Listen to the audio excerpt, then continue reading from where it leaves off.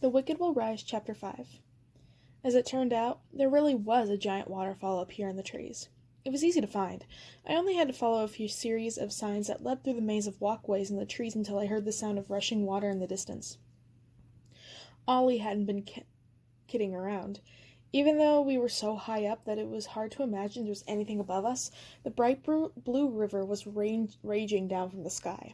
It was spilling from somewhere over the treetops and crashing through an opening in the canopy into a series of basins the size of swimming pools, built into tree trunks like stairs. The water cascaded over the edge of one and into the next, overflowing and spilling off into endlessness as it continued its unstoppable course toward the jungle floor. In the pools, groups of monkeys were frolicking happily, scrubbing themselves and playing, hooting and doing backflips and cannonballs. They were having fun. Looking at it like this, Oz didn't seem so bad after all, and I stood there for a minute just watching them play. It took me a few seconds to figure out why it looked so strange. This was the first time since I've gotten to Oz that I'd actually felt like I was in the place I'd always known from the books and movies. A place with witches and monsters, yes, but a place that was magical and joyful and, in the end, beautiful. A place that was happy. It was the first time since I'd gotten here that I'd actually seen anyone really having fun. Then I understood what Queen Lulu had been saying to me. This was why she wanted to stay out of it. Why she wanted the monkeys to just keep to themselves and let the rest of Oz fight for power. The monkeys had made a place for themselves, and they wanted to enjoy it. Would it be so bad to stay up here, I wondered? Just to say screw it to the promises I'd made? To the war that was going on below us, and never go back down there to fight and kill and maybe die? But it didn't matter. I couldn't stay. Not because I'm such a good person, but because I knew this happy feeling wouldn't last. You can't just cover your eyes and pretend like terrible things aren't happening simply because you can't see them. Even if that something is what would seem to... Even if that is something that would seem like a good idea to a monkey. Evil will always catch up to you. That's why you have to get to it first. I turned away and realized I was standing at the entrance to a treehouse with the words Princess Suite burned into the door in elaborate but sloppy cursive. Princess Suite. This had to be my room. I hoped it lived up to its name. After the day I've had, I was ready for a little royal treatment. The inside of the so-called Princess Suite wasn't lavish. I'm pretty sure my servants' quarters back in the Emerald Palace had been almost as big. And with only one room, it wasn't much of a suite, but it was cozy and welcoming. Illuminated by sun fruit that floated along the edge of the ceiling, in opposite corners of the room situated under tinted curtains of gauzy mosquito netting that could be pulled shut for privacy, were hammocks woven from large palm fronds. Ozma was sitting on one of the hammocks. She lit up and waved when she saw me. "Hey," I said. Ozma smiled and fluttered her eyelashes. She shook out her hair. It wasn't a surprise that I was tired. Of course I was tired. The surprising part was that I was only feeling it now. I stripped off the servant's dress I'd been wearing for Dorothy's big party, now tattered and blood-crusted from my fight with the lion, and sank heavily into the tree hammock opposite the one in which Ozma was swinging happily back and forth, twirling a lock of hair around her finger.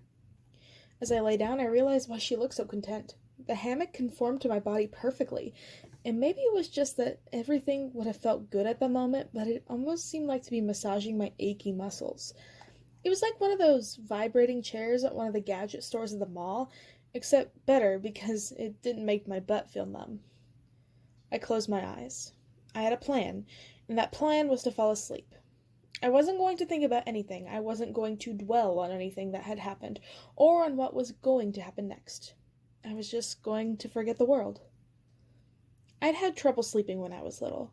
I was always worrying about things, and so my mother had taught me a trick to clear my mind that I've used ever since. You close your eyes and relax and try to keep your breathing steady, and every time a stray thought enters your head, you picture it inside a soap bubble. Then you just blow the bubble away, and pretty soon you'll be out just like a light. Works every time. It was a skill that was coming in handy around here. When you don't know what's happening tomorrow, it's important to get your sleep where you can, because who knows the next time you'll have a decent pillow, or any pillow at all for that matter. Tonight I had more than the usual amount of thoughts to fend off. Actually, it was just one thought that kept returning stubbornly, no matter how many times I tried to banish it. of the fantasy I'd had while I'd been fighting the lion. Not just of killing him, but ripping him to shreds. Of the satisfaction I had taken in causing him pain, and the way I wanted to laugh when I hurt him. The monkeys were all terrified of me. Even Ollie had seemed scared. I was a little scared of myself, to tell the truth. But I had liked it. Even now, a part of me wished that Ozma hadn't stopped me. That I had done all those things to the lion that I wanted to. I could still feel the thrill that had shivered through me when I looked down to see the black magic spilling from my knife and into my body, and I already missed it. I knew I shouldn't, but I couldn't help it. I wanted to feel like that again. And I'm not even sure if I fell asleep or not. But when came next could have been a dream, but it didn't feel like one. It didn't feel like real life either. It felt like I'd taken a wrong turn somewhere on the way to dreaming and had gotten lost, stuck in between the world of awake and asleep. It was night, and I was walking through a forest dense with thin, twisted trees. For some reason, I wasn't wearing shoes, and slimy moss squished under my bare feet. I had somewhere to be, and so I was moving quickly, following a path that I somehow knew by heart, even though it was too dark to see anything. I had no idea what I was looking for, but I had the gnawing sense that there was something in these woods that I had lost, something that I had to get. So I moved through brambles and leaves and vines, feeling leaves scratching my face, stepping easily over branches and roots without even thinking about it. I was alert for danger, but I wasn't the slightest bit scared. I felt a soft breeze on my face, and it felt good. In the distance I heard an owl hooting, its call getting louder with every step I took, while at the same time the trees got straighter and taller and closer. I could have used magic to light my way, but I didn't mind the dark, so I kept on going until finally I found myself in a small and perfectly circular clearing. The full moon hung as big as a pancake in the sky, looking spooky and cartoonish, at the same time illuminating the clearing in a ghostly silver light. In the middle of the clearing was a dark shape. There was something strange about it. It was both clear and indistinct at the same time, solid and real but blurry at the edges. I couldn't quite judge the shape or size of it. Was it some kind of injured animal, or something weirder? Whatever it was, there was something off about it. Maybe even evil. Just looking at it made me feel a little lightheaded, made the hairs on my arms stand on end. But it also made me a little excited, and instead of running or even hesitating, I took a step forward. As I did, 4 heads turned toward me.